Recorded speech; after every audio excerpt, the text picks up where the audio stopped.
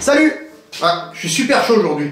En fait, j'étais super chaud jusqu'au moment où je me suis rendu compte qu'il y avait une nouvelle Annex J qui était sortie. Si vous savez pas ce que c'est l'Annex J, bah vous avez de la chance. Voilà, c'est ça l'Annex J. Non, ne dis pas ça tout de suite. En fait, c'est de la merde. En fait, l'Annex J, c'est un peu comme l'énigme du mouvement perpétuel. Alors que ça s'arrête jamais et on n'y comprend rien. En fait, si. On comprend que ça va surtout faire super mal quand on va calculer combien ça va coûter. Donc clairement, c'est le règlement technique en rapport avec la sécurité imposé par la fédération. Voilà. Pour ceux qui l'ont déjà lu, enfin qui ont essayé de la lire, vous allez comprendre quand je vais dire que c'est un putain de sac de nœuds. À tel point que souvent, si vous avez besoin qu'on vous explique, vous pouvez demander à qui vous voulez, les professionnels, les inspecteurs, etc. Personne saura vous répondre. Ou alors il vous répondra en vous disant « mais c'est mon interprétation, donc je suis pas sûr, je ne m'engage à rien ».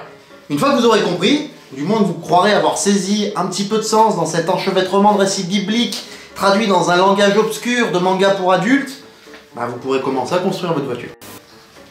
Ah, j'ai oublié, vous aimez les pâtes?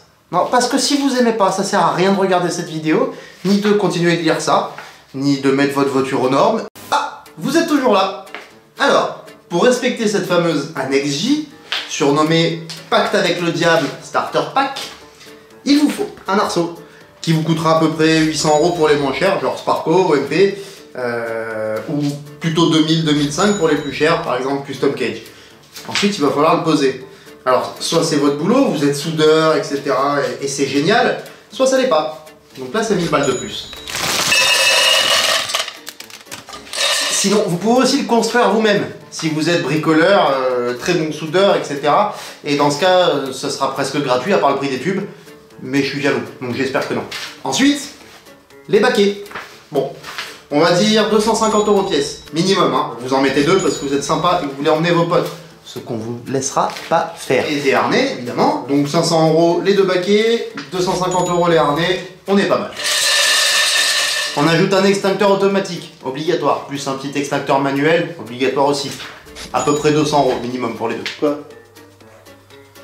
Ah ouais, faut de l'eau. Et plein de petits trucs.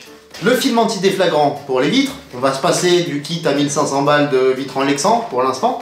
Donc 30 €. Un coupe-circuit à 50 €. Un kit bac à batterie avec les câbles, etc. Tout ce qu'il faut. 150.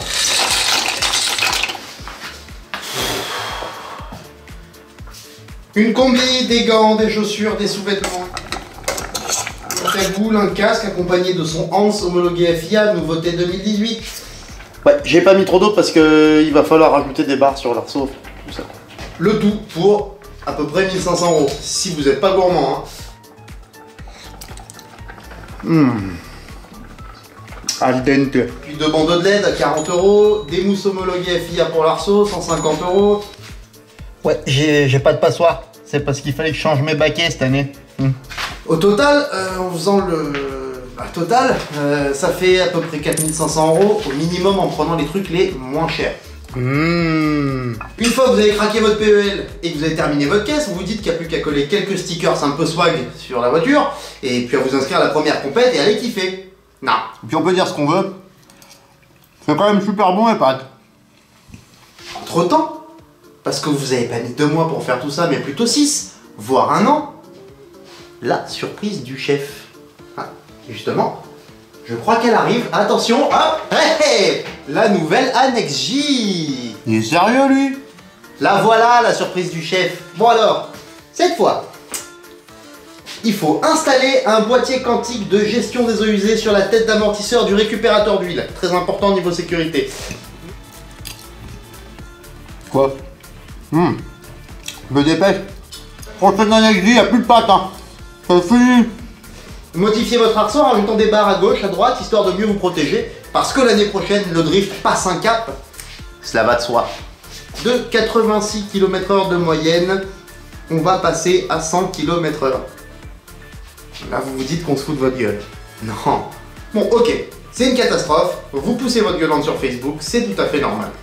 Et là, il y a des druides qui arrivent et qui vous expliquent que vous êtes un gros con parce que vous n'êtes pas conscient du danger que vous courez en faisant du drift parce que ça fait plein de fumée et c'est très dangereux, et qui vont vous expliquer que c'est normal que ça vous coûte 6 testicules, en moyenne, hein, grosso modo, pour mettre une voiture aux normes. Au lieu de lui péter la gueule, vous allez tout faire pour que votre caisse elle soit nickel, aux normes. Comme ça, vous allez lui fermer un petit peu sa grande bouche. Et là, c'est le grand jour. Vous vous inscrivez à votre première compète. Passez le contrôle technique, vous êtes comme ça. Le type va toujours trouver quelque chose qui va pas sur votre voiture. Mais c'est normal, c'est son boulot. Par contre, s'il est cool, il va vous expliquer pourquoi et il va vous montrer comment faire, sans trop vous prendre la tête, si possible. Et à la fin de l'année, une nouvelle ANECJ sortira. Quoi? Vous n'y comprendrez rien, comme tout le monde d'ailleurs. Vous demanderez conseil sur Facebook, les druides débarqueront. Vous mangerez des pâtes et vous serez content. Salut!